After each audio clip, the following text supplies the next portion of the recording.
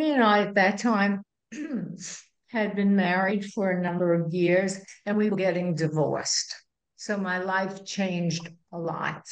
And I decided that I wanted to do something more creative. So I stopped teaching and I went to school to study pattern making and design. And I went to the School of Visual Arts, and studied with Jack Potter, who was an amazing teacher. I loved it. I was happy doing it. Then I got a job in the garment center, and I became a professional pattern maker. And I love to drape.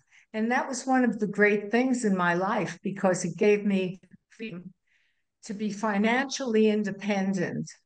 And that was a great drive of mine, to not have to ask anybody for anything and to be able to do what I want and buy what I want.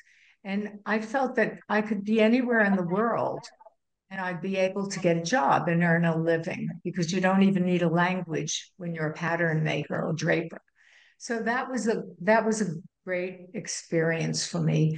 And after working there for a number of years, I decided that I wanted to have my own business because I could be the boss.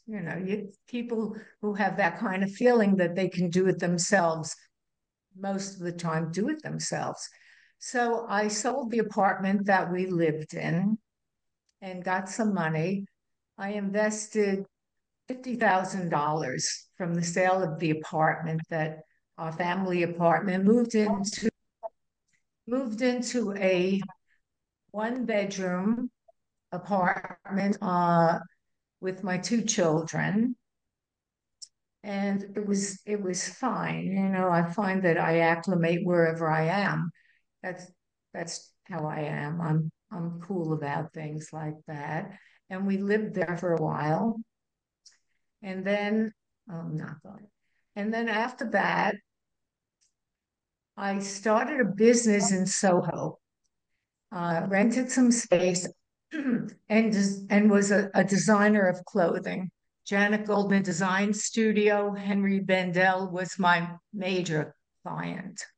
So that went very well. And then I was feeling, I had been divorced at that time and I felt lonesome and I wanted a partner. So somebody introduced me to a great guy, Jimmy Moore, and he became my partner. He had been in the jewelry business as a salesperson. So I figured, okay, this is good. I'll have my clothing line and we'll accessorize the jewelry.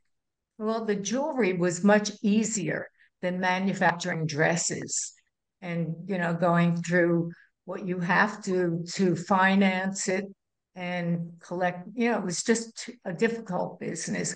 So we transitioned into jewelry.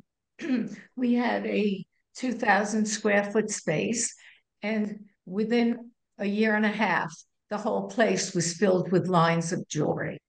And we were the largest showroom in New York of fashion jewelry. And at the time, all of the jewelry was tailored jewelry. And we introduced something new into the fashion market.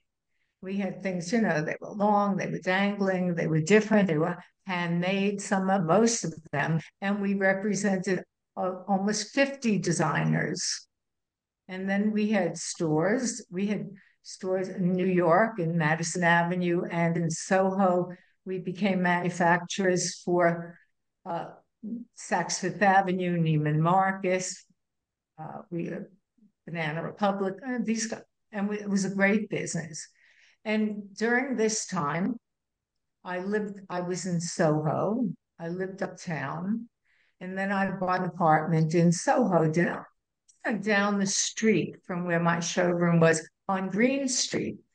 Tony's office was on Green Street. It was very convenient because my kids were there and we shared the kids. We had joint custody.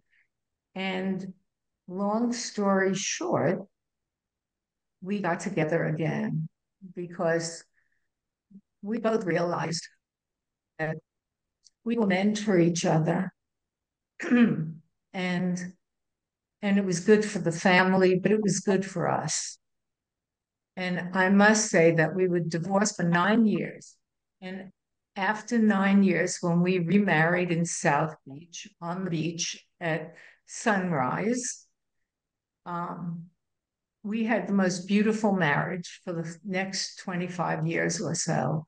We really learned what we need to learn. We had known each other at 17. And when you're 17, you don't really know who you are. And so we had to be out there in the world and find out who we are and who they are. And it was just perfect. If anyone would say to Tony, how was it? Was it difficult when you were divorced? And he'd say, no, it was great. And they'd ask me the same thing. And it was just the right thing at the right time for both of us.